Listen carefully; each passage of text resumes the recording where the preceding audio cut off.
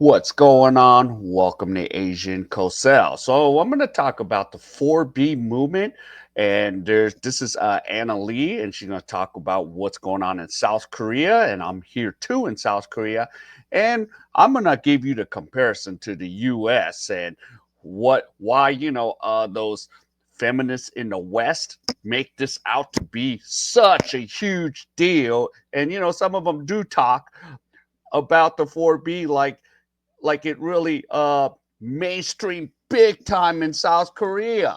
But no. But let's listen to Anna Lee and let's check this video out.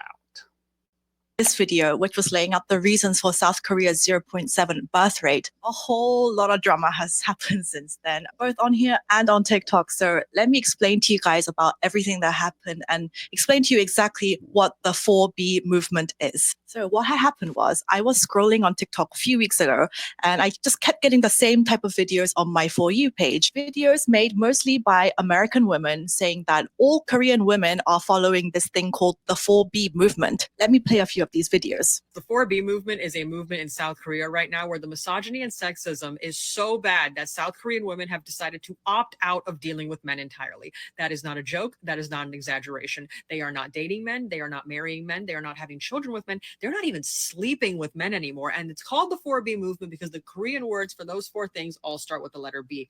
This kind of first started happening around 2016 when Kim Ji-young, born 1982, a novel came out. And it is a fictional book about a Korean every woman and all of the misogyny and sexism that she's experienced from literally being a child all the way to her being an adult, suffering with postpartum depression after having her child. Now, this book became a runaway bestseller among South Korean women because they were like, she's just like me for real. And that's kind of when it started cooking, right? Now, the movement officially got its name in 2019, and it's just been going ever since. It's so successful, in fact, that now South Korea has one of the lowest birth rates in the world. The number of deaths in South Korea outnumber the number of births in South Korea. And it's hilarious because all the men and the government are like, oh my God, what do we do? They don't want to like talk to us. They don't want to date us. What do we do? Like everything's in shambles. We don't know what to do. When South Korean women have been very clear from day one, they're like, hey, either you get your act together or we are literally eliminating all of this. Like we are shutting it down. So that's the 4B movement and why I'm so obsessed with it and why I think we should have the 4B movement everywhere. I think it's so fucking funny that Korean women are so done with Korean men that they're literally just deciding to die out. Y'all heard of the 4B movement? I'm a big fan. Korean women literally just gave up on their men. They're like, they're fucking assholes. They're not gonna change. So we're all gonna go extinct. And that just tells you the West, want to make this mainstream. You guys don't have a clue out there. How about visit this country and find out it's not the real reason for all this effery and all this stuff. You guys, of course, in the West, let's make it a big movement. No, it's just things, but They literally are, by the way. Korea has like the lowest birth rates in the world. It's like really bad. But I just think that's so fucking funny. That's also very Korean. Like Korean as an ethnicity is about to go away and Korean women are literally just like There's consensus in Congress. Real PBM reform is needed now. Both sides agree.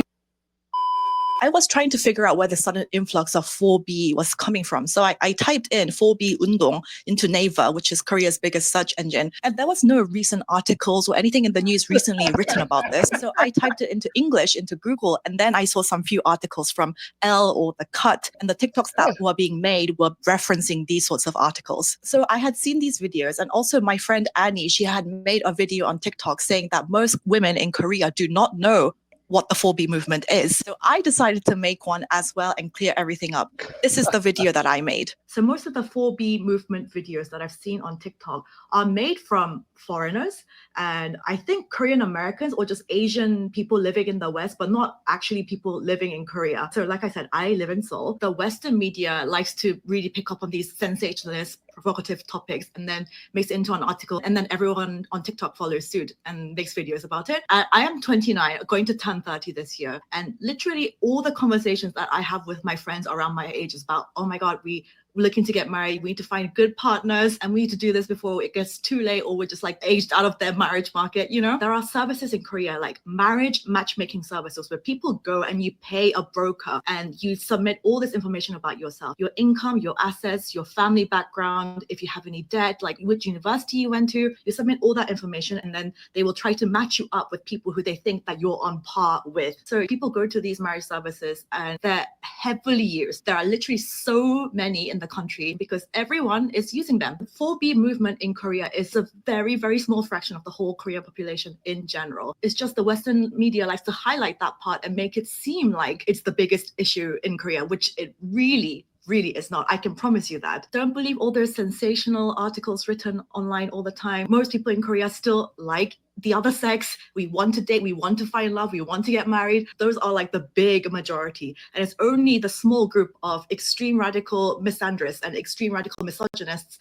Okay, and let me put some truth to this. Okay, Korea. Population for those that live outside of South Korea. Population is 50 million people.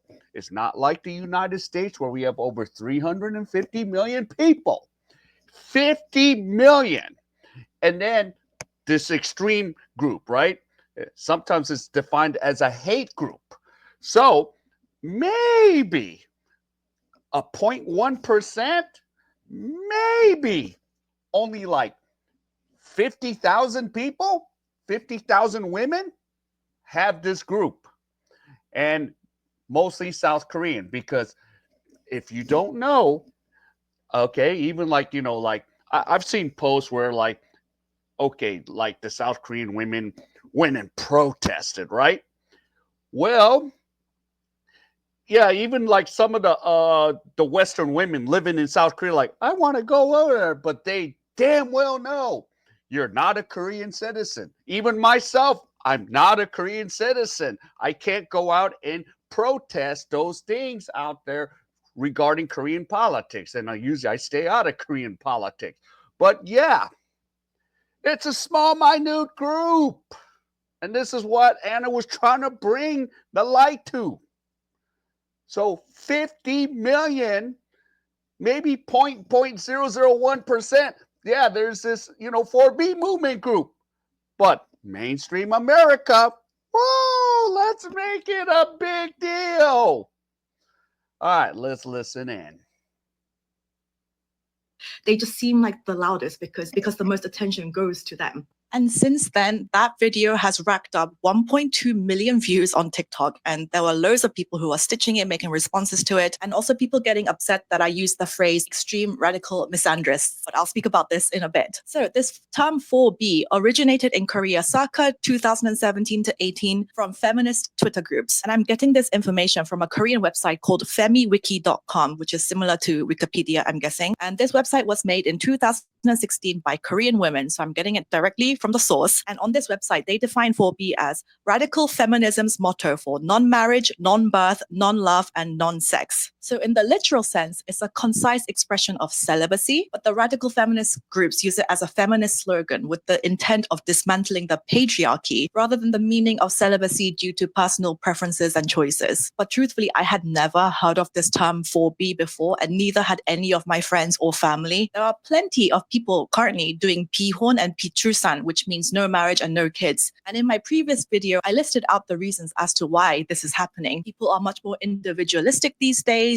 They prefer being free and living life on their own terms. Getting married and having kids is expensive as hell and too much of a burden. But 4B is much more than that. It's rejecting dating and having sex as well, which is quite extreme. So when I saw those videos of these American women saying that all Korean women are giving up on their men and shunning them away, and this is what's going on in Korea, I just felt the need to point out that no, these women doing 4B are not the majority of the Korean population. And yes, there is a growing number of people choosing not to get married and have kids, but despising and hating men is not the main factor for this, as those TikToks were making it out to be. And the reason why I brought up the marriage matchmaking service in my TikTok video was just to prove the point that many people in Korea are still actively wanting and trying to find a partner to settle down with. I found it hilarious how some people were suggesting I was being paid by some of these companies. Please show me where in my bank account where that money is. Please, I would like to see.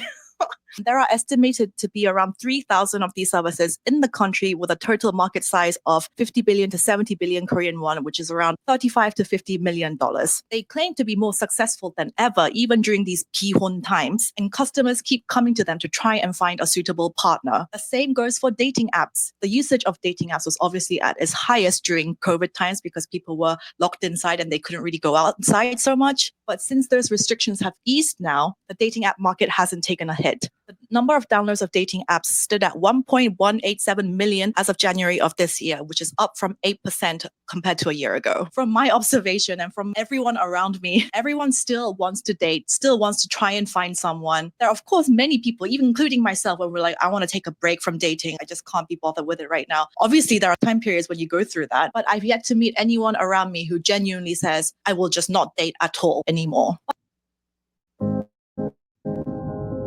Dear Dr. Ng, my missing teeth isolated me from the world. It was hard to meet new people.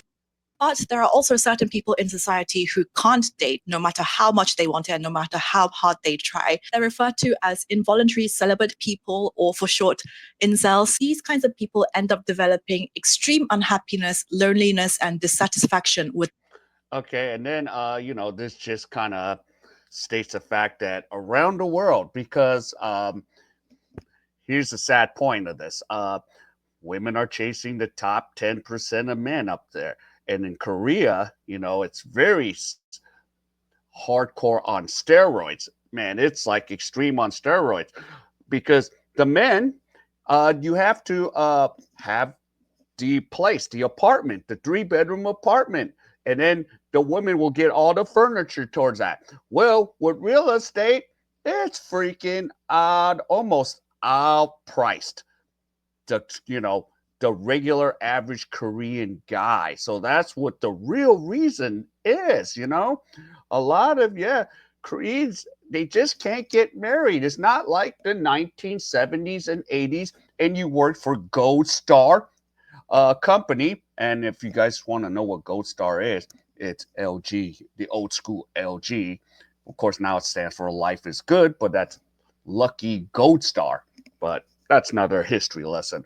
But yeah, it's not like the days where when I even came here in the 80s, like there weren't a lot of apartments built up, The ones that lived in apartments were very wealthy. They were like professors, because those were some of my, dad's friends. They were professors and stuff. So I was like, holy moly.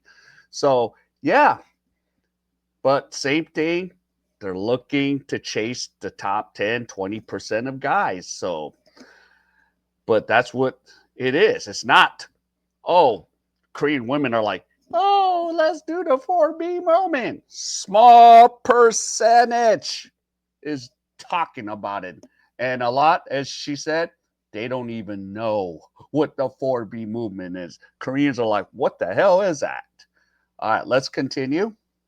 The world, and they have a tendency to turn to online communities where they can find other people in similar situations for support, and this can be for both men and women. The problem with these online communities is that they can turn toxic extremely fast. Hurt, lonely, angry people gathering together usually yield some unsavory results, and this leads to communities such as the male-centered misogynistic Ilbe and the creation of Megalia in 2015 that was full of misandristic posts, which was mirroring the actions of Ilbe users. And yes, I do mean to say misandry, because TikTok people got very triggered that I said that word and said that it wasn't real. What do you mean it's not real? In the dictionary definition, misandry means hatred or prejudice against men, and misogyny means hatred or prejudice against women. And on Megalia and Ilbe, both sexes were posting some extreme things about the opposite sex. These were considered so toxic and so extreme that it was considered social suicide for anyone to admit freely that they were an active member on one of these communities. I'm going to list out some of the examples of the things that they did. I'm not sure if I can even put this on YouTube without getting demonetized. If I can't, I'll just put it in the link down below.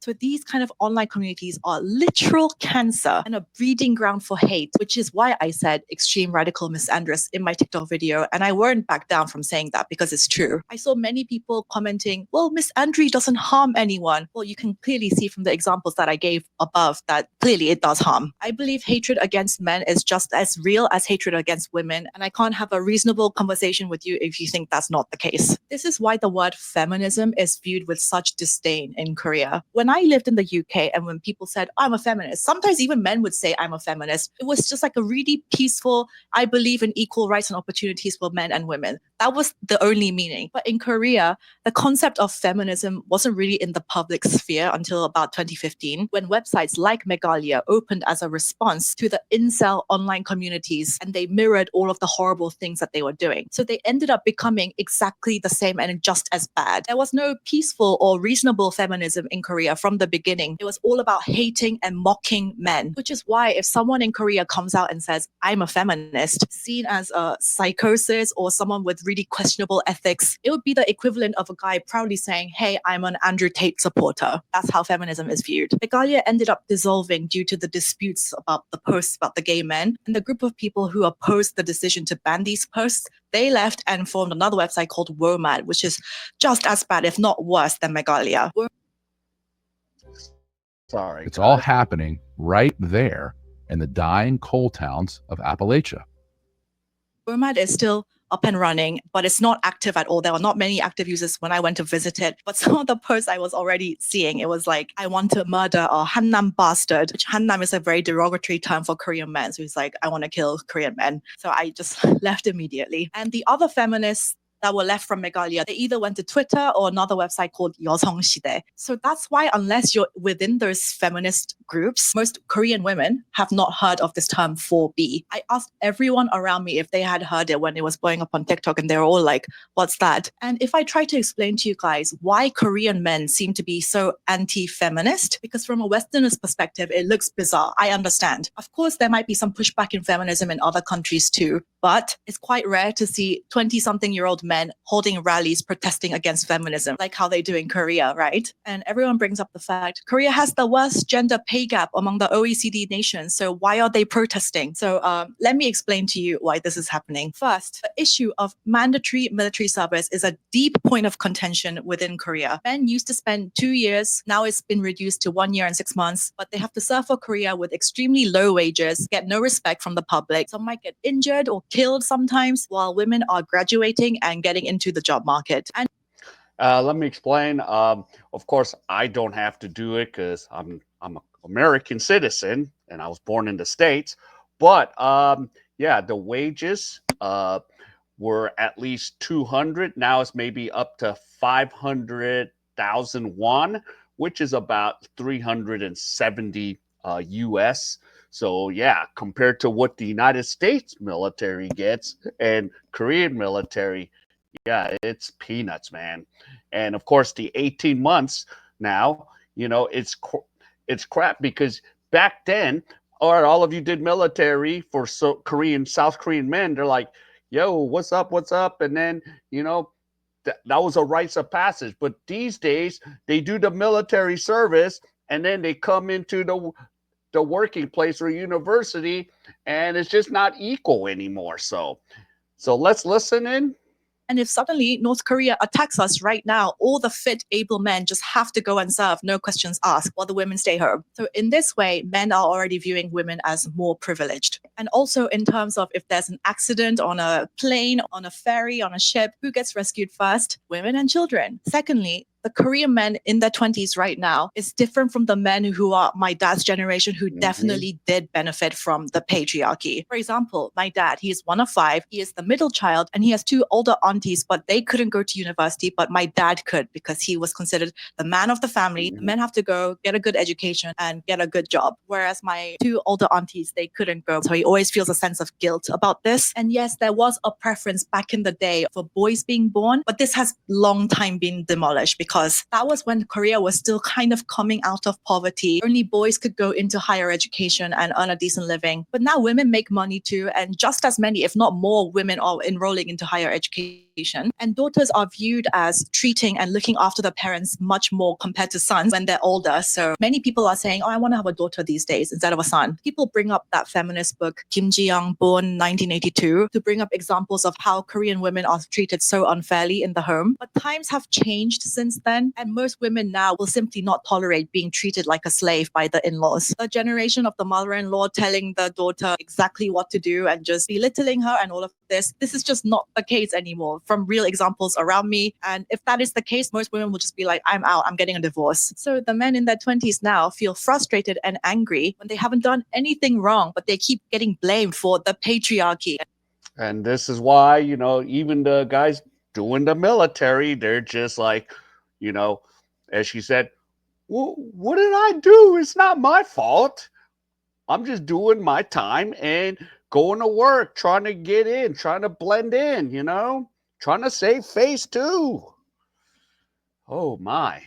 And all the unjust things that women have to go through. The older generations, yes, definitely. But for the young ones, it's just like, what did we do? We haven't done anything. For them, they see it as an even playing field. And some even view, because they have to go to do military service for 2 years, they view themselves in the disadvantaged position. And lastly, like I mentioned before, when feminism entered Korea, it was never peaceful or reasonable. From the beginning, it was just the hate-filled, misandrous kind of feminism. Innocent 20-something-year-old men suddenly being told, you're all rapists and killers and abusers. And understandably, they got very angry and frustrated at this. Being generalized and lumped in with the criminals with the mental issues who commit the crimes when they haven't done anything wrong. This is unfair. Since the Me Too movement as well, men are just kind of staying away from women in general, even talking to them with the fear of getting seen as inappropriate and getting reported on. Sometimes falsely accused as well, which is another problem. So there was a Korean American TikToker, I think her name is Hajin, who reacted to my video and she wanted me to address something. So I'll do that now. First, she said in her video, I will link it down below if you want to watch it. She said she's a victim of sexual abuse within her family, which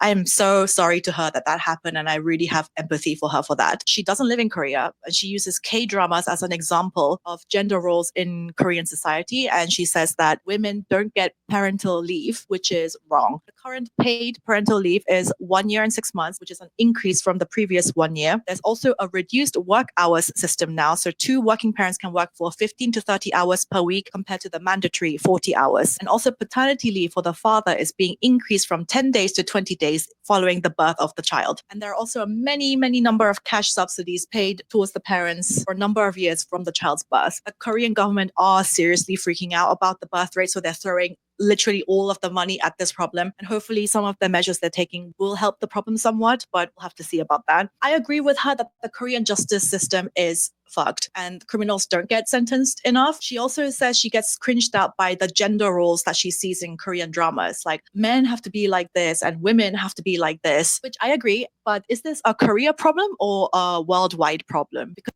okay, and yeah, those K-dramas, just a fantasy.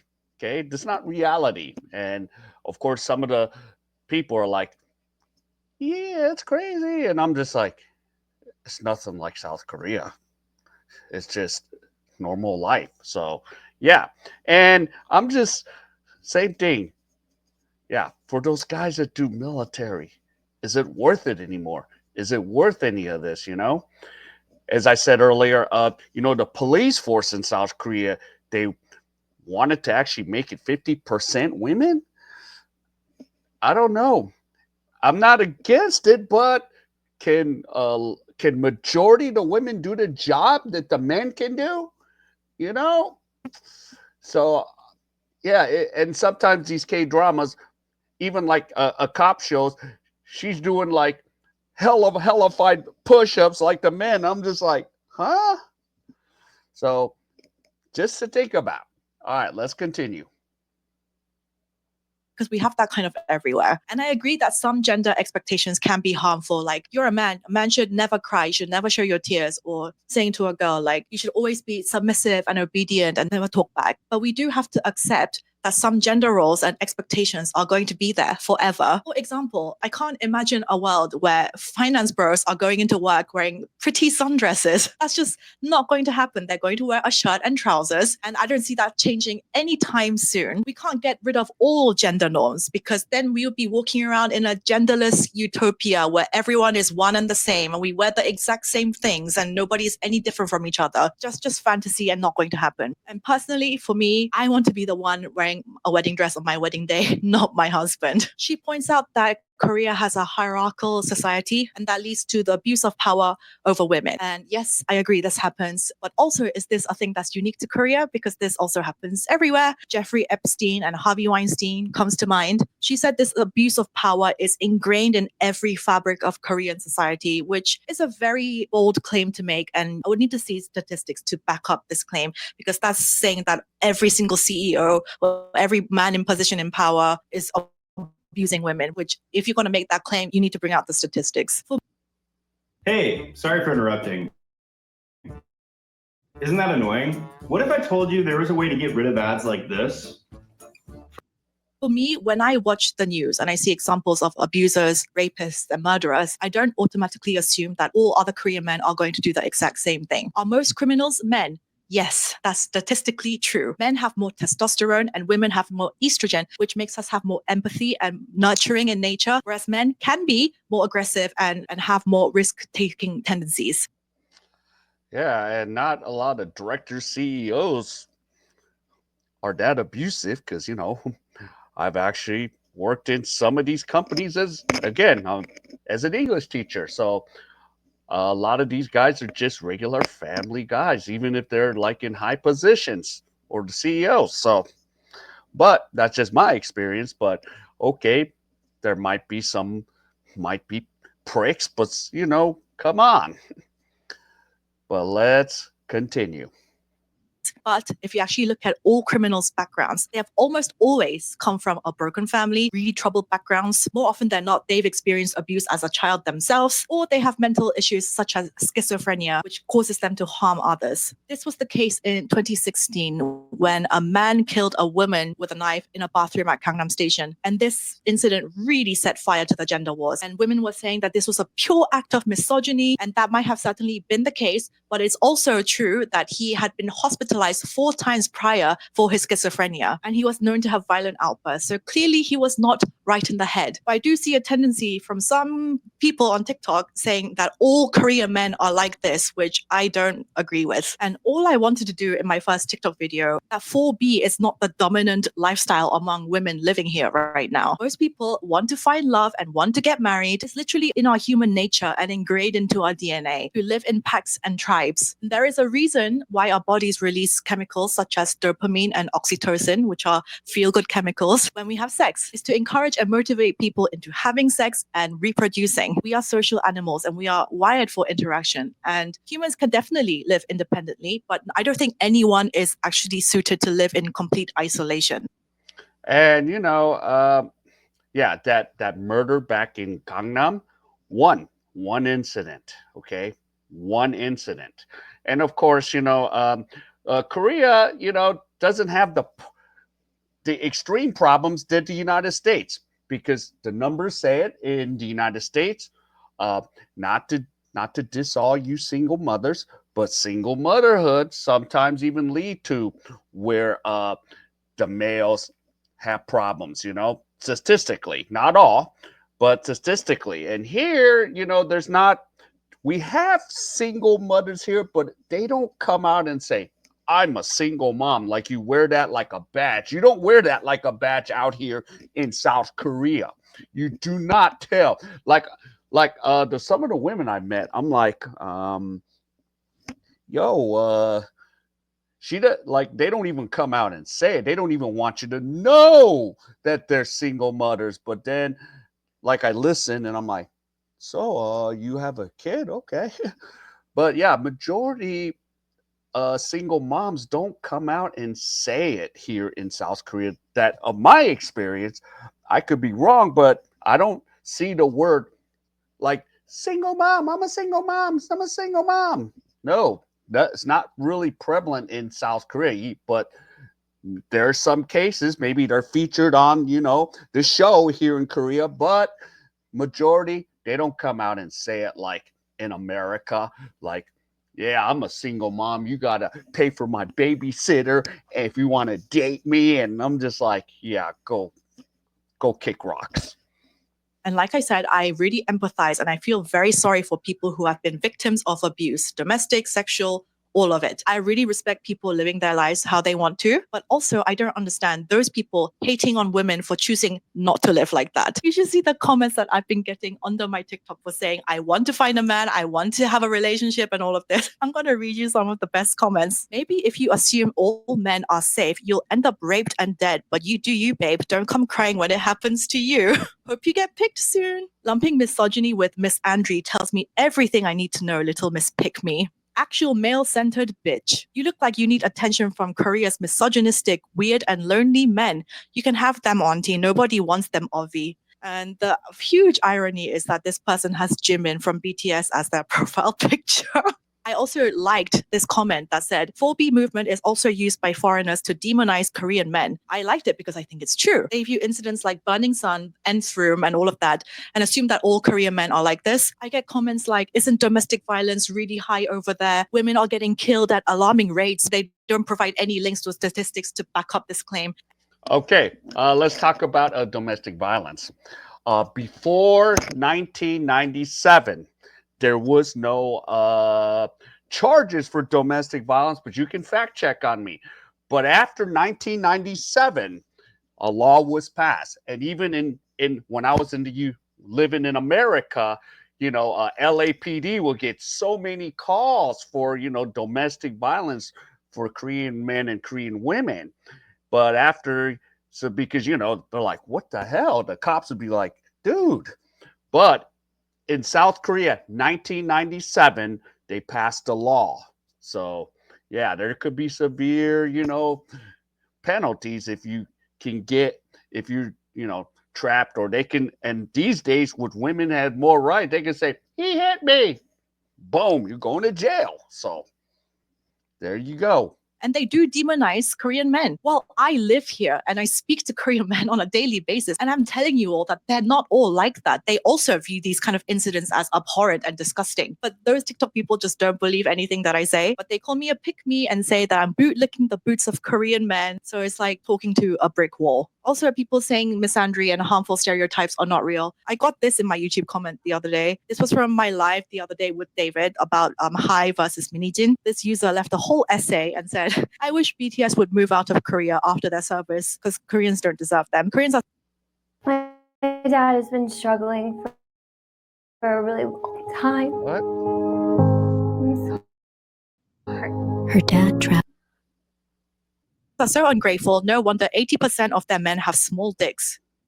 I'll let that comment speak for itself. I was lucky, and I do feel privileged for this. I was very lucky to grow up with a best father that I could have ever asked for. Most gentle, caring, sacrificed so much for me and my brother. And he showed me the best example of what it is to be a responsible, kind man. And also, I've seen nothing but examples of happy marriages within my family where the men are really hardworking providers and they're very supportive. And so that's the kind of stuff that I grew up seeing. And so I don't hate men for just existing. I do realize not everyone had that experience growing up. And it's like I said, I very much sympathize. But yeah, I just don't believe that all men are inherently evil. I don't agree with that. Even though some TikTok comments told me that I shouldn't trust my dad and my brother because they are also potential rapists.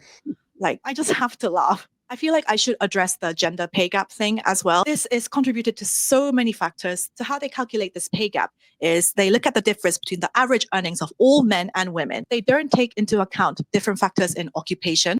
Oh, I love this one because in the States, yeah, the women would argue, oh, we're not getting paid the equal amount. Well, the factors is some of the jobs, some of the women don't want to do, like cleaning the sewer, doing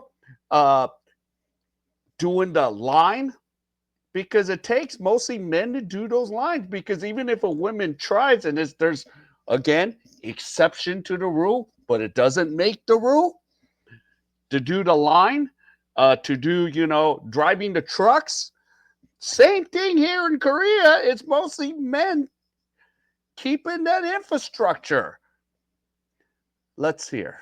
A lot more men end up going into STEM fields compared to women. Women on the whole end up choosing less well-paid jobs compared to men. It also doesn't take into account different education levels, nor the number of hours worked per week. Men around the world, on the whole, tend to work longer hours than women. According to the 2022 Seoul Metropolitan Government's gender wage gap explanation data, 75% of employees who work night and holiday shifts at the Seoul Transportation Corporation are men. In addition, male employees were mainly in charge of night shifts at the Seoul Facilities Management Corporation and the Seoul Industrial Promotion Agency. Men were paid higher than women working in the same position by working overtime. But also, the most hardest and dangerous jobs are done by majority men. Construction, working on oil rigs, bricklaying, working on power lines, roofers, firefighters. Most of these jobs are dangerous and many can get injured or killed on the job. Women don't choose these sorts of jobs. And also, there's always that conversation about there aren't enough females in high CEO positions or in government, which is very true and valid. But also on the reverse, there is hardly any, if any, female representation in those hard labor jobs as well. Oh, and to also address the comment that I made in my TikTok video about me getting aged out of the marriage market, people were saying I have internalized misogyny because I said that. Like, all I meant by that was women have a fertility window. And yeah, women usually by 35, those eggs are gone. They start even at 30 or even 27. So why does majority of men, and I didn't say all, majorities of men want, younger women? Because most of the times, yeah, they're hot, but sometimes you might want to have kids, you know? You might want to have kids and you want to get them young so you can have kids with them. But when they're 35 and it becomes really tough. And plus, standards are really high when you age. But let's continue. And this is just pure biology. If you want to have kids, you have a certain deadline. Once you start to reaching your mid-30s, it becomes much, much harder for you to be able to conceive. That's all I meant. And it does not mean I have internalized self-hatred or internalized hatred of women. I know that not everyone in those TikTok comments were like feminazis and about hating men, but I'm addressing the many of you that were. I think just blindly arguing that men are just so privileged and they don't have any issues or problems of their own. I think this is just not true. Both sexes have our own struggles and our own issues. So just screaming and arguing and placing blame on the vast majority of normal people who are not criminals or rapists or murderers, this really isn't helpful and it only makes the gender wars worse. Genuinely, in my circle of friends, I don't see any incels and I only see happy, positive, hardworking people who want to find love in relationships, and people wanting to have companions and reproduce should not be seen as a bad thing. Wouldn't you rather have a society that's filled with love and support for one another rather than hate and resentment and segregation? I believe that women are like yin and yang.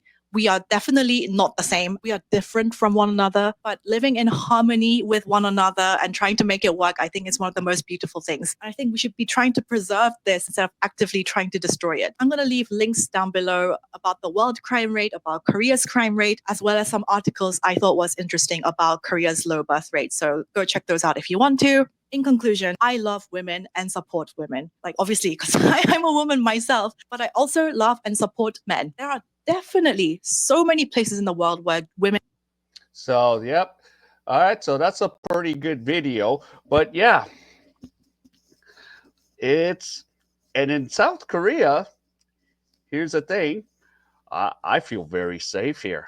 Like when I go to the States, especially in Kami, California, my radar says, all right, be on the lookout. Be on the lookout. Because when I first came to Korea back in 15, they're like, what the hell are you doing? Oh, I'm just looking out for my environment. He goes, you don't have to worry about that. Or, sometimes even in the States, like, yeah, I want to sit where the wall's on my back and I can see the door. In Korea, I don't have to worry about that. Even if I still, see what's still kind of checked because, it's just the instinct in me from being in the States. But yeah, 4B movement, not prevalent here at all in South Korea. We go on with our life. But of course, again, those women in the majority, not all, majority of the women in the West are like, yeah, let's do the 4B movement. And since Trump won, oh, again, no sex, no kids, no marriage. Yeah. All right, play that game. Because as you can see, South Korea now I think is 0.6 for the kids. And every country needs a population of 2.1 kids to keep the society running. Yeah, we have a danger of that, but it's not because of the 4B movement. It's because of how things are with, economics and all that. Just like everywhere else around the world, except Korea, we're first to like be extinct. And that's what the issue is, not, oh, 4B. So, yeah. All right. If any of you enjoyed Andy's content, please give me the HKO special, help the king out, and shout out to Anna for putting this video out. All right. Wherever you are, stay safe, and I'll see you in my next video.